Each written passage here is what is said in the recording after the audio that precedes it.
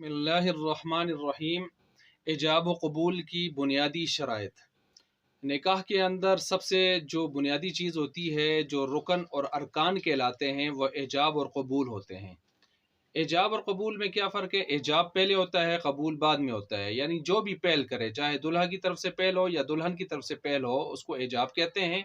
और जो उसको फिर एक्सेप्ट करे, कबूल करे उसको, तो उसको कबूल कहते हैं। आम तौर पर हमारे उर्फ़ आम में लड़की की तरफ से इजाब पहले होता है, यानी लड़की का वकील वो उससे इजाब करवाया जाता है कि फ़लाँ दुख्तर फ़लाँ इतने महर के साथ रूबरू जिरगा के फ़लाँ लड़के के निकाह में आप अपने वकालत के साथ देते हैं। वो कहता है देते हैं, तो ये इजाब हो जाता है। अब लड़के की तरफ से जो आता है वो कबूल होता है, उसके बाद होता है फिर। अच्छा, अब याद रखें कि इजाब और कबूल की 4 बुनियादी शर्तें हैं। ये 4 बुनियादी शर्तें जब हमारे जहन में नहीं होती तो हम बहुत सारे गलतफहमियों का शिकार होते हैं। चुनाचे बहुत सारे ऐसी जगह इलाके जिनके जो उनके रिवाजात होते हैं, मसलन कोहिस्तान वाले ऊपर दाएं बाएं इधर उधर, तो वो लोग मंगनी को निकाह बना देते हैं, बाद में कत्ल व गारत तक जा पहुंचती है, बाद इस किस्म के वाक़यात पेश आते हैं। तो याद रखें 4 बुनियादी शर्तें हैं इजाब व कबूल में, उसके सही होने के लिए, इजाब व कबूल के सही होने के लिए। पहली शर्त इत्तिहाद मजलिस। इत्तिहाद मजलिस का मतलब ये है कि जहाँ इजाब और कबूल किया जा रहा है जिस मजलिस में, उसमें इजाब कबूल करने वाले दोनों एक ही मजलिस में हों। यानी अगर लड़की की तरफ से इजाब आया है तो लड़का अगर खुद मौजूद है तो ठीक है, नहीं तो उसका वकील होना चाहिए।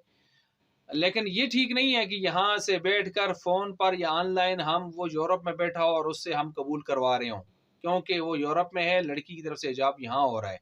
तो इस तरह निकाह मुनक़द नहीं होगा, बल्कि इसकी तरफ से, लड़के की तरफ से यहाँ कोई वकील होना चाहिए जो कबूल करे मजलिस के अंदर।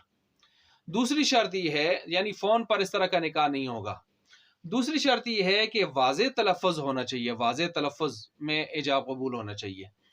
वाज़े तलफ़्फ़ुज़ का मतलब ये है कि अगर किसी ने निकाह फ़ार्म भी फिल कर लिए, सारी खाना पूरी कर दी और महर वगैरह सारी चीज़ें रख दी और दस्तखत भी करवा दिए दूल्हा दुल्हन से, अंगूठे भी लगवा दिए, स्टाम्प भी बेशक लिखवा लिए और गवाहों के नाम भी आ गए, मिठाई भी हो गई और उससे पहले खुतबा भी हो गया, सारी बातें हो गई, लेकिन फिर भी निकाह नहीं होगा। वजह ये है कि जब ये ज़ुबान से इजाब कबूल करने के लायक हैं, कर सकते हैं, सलाहियत रखते हैं, तो इनसे तलफ़्फ़ुज़ ज़ुबान से करवाया जाएगा, वगरना इनका निकाह नहीं होगा, मुनक़द नहीं होगा। ये दूसरी शर्त है। और तीसरी, इसके अंदर ये भी याद रखें कि ये जो इजाब कबूल करने वाले हैं, इनके अंदर समझ बूझ भी हो कि क्या हो रहा है। अगर कोई किसी की तरफ से वकील बना है, निकाह करवा के दे रहा है, या कोई निकाह उससे एज खुद कबूल करवाया जा रहा है, लेकिन उसको पता हो कि क्या कबूल करवाया जा रहा है, बस औकात वैसे ही उसने कबूल कर दिया, उसको पता ही नहीं क्या चीज़ हो रही है, यहाँ पर क्या चीज़ इजाब में आ रही है, क्या कबूल में आ रही है। तो इस तरह निकाह नहीं होगा, उसकी समझ बूझ के मुताबिक वो होना चाहिए कि अब क्या हो रहा है इजाब कबूल के हवाले से।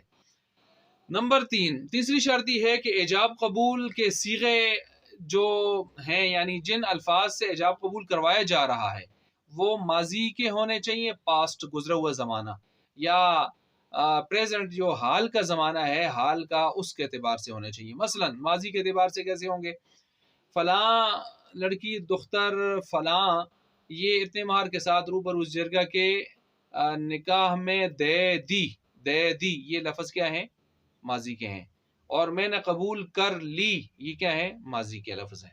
सबसे बेहतर लफ्ज़ यही होते हैं, क्योंकि माजी में शक नहीं होता, और कुरान करीम भी जहाँ बात को बहुत ज़्यादा पुख्तगी के साथ बयान करता हो तो वहाँ माजी का लफ्ज़ लाता है। जैसे आतानी अल किताब वजअलनी नबिय्या, ईसा अलैहिस्सलाम बचपन में कह रहे हैं मुझे किताब अल्लाह देंगे या नबी बनाएंगे, हालांकि आता और जाअला ये माजी के सीगे हैं, तो बात की पुख्तगी के लिए आते होते हैं।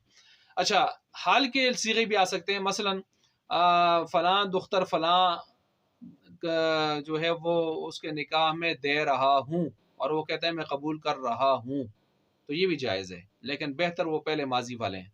अलबत्ता फ्यूचर वाले जो लफ्ज़ हैं, मसलन फ़लाँ दुख्तर फ़लाँ दे दूँगा और उसने आगे से कहा कबूल करूँगा, तो ये निकाह नहीं हुआ, क्योंकि अभी तो कुछ नहीं हो रहा, ये तो सारा मुस्तकबिल की तरफ उधार चला गया।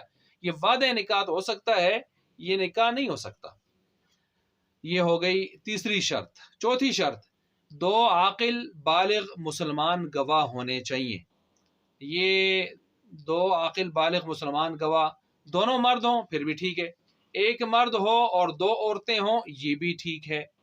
البتہ صرف عورتیں ہوں، مرد کوئی نہ ہو تو 100 بھی ہوں نکاح نہیں ہوتا۔ تو بہرحال ایجاب و قبول کی یہ بنیادی 4 شرطیں ہیں جو میں نے آپ کے سامنے بیان کر دی۔